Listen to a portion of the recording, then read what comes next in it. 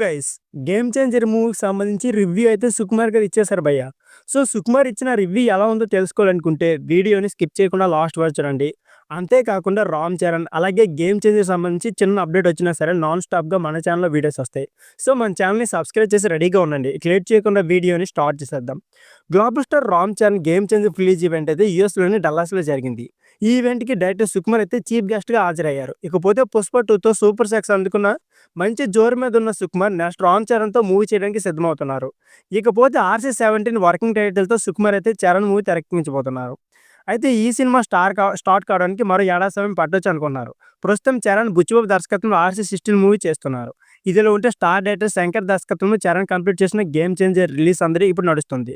2025 సంక్రాంతి కానుకగా pan India అయితే ప్రేక్షకుల ముందుకు రాబోతుంది ఈ మూవీ.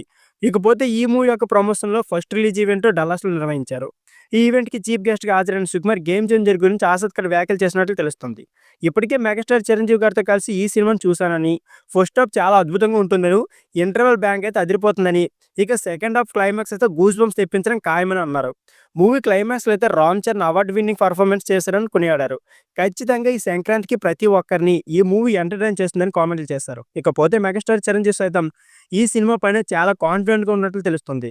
'ఇండియా 2' లాంటి డిజాస్టర్ తర్వాత శంకర్ నుంచి వస్తున్న సినిమా కావడంతో ఫ్యాన్స్‌లో కొంత టెన్షన్ పట్టుకున్నప్పటికీ అయితే సోషల్ మీడియా డ్రామా తెరపైకి ఆవిష్కరించడంతో శంకర్ ఎఫెక్ట్ అయితే నెక్స్ట్ లెవెల్‌లో ఉండబోతుంది. అతని సినిమాల్లో 'జెంటిల్‌మెన్' అలాగే 'ఒకే ఒక్కడు' ఇప్పటికీ ఎవర్ గ్రీన్ చిత్రాలుగా ఉన్నాయి. వాటి తరహాలోనే 'గేమ్ చేంజర్' ఉంటుందని అంటున్నారు. ఈ చిత్రంలో 'రామ్ చరణ్' ఐఏఎస్ ఆఫీసర్‌గా అలాగే పొలిటికల్ లీడర్‌గా 2 భిన్నమైన పాత్రలు చేయనున్నారు. ఇక తండ్రి కొడుకులుగా ఈ క్యారెక్టర్స్‌తో ఉండబోతున్నాయి. ఎస్‌జే సూర్య అయితే ఈ చిత్రంలో విలన్‌గా నటించబోతున్నారు.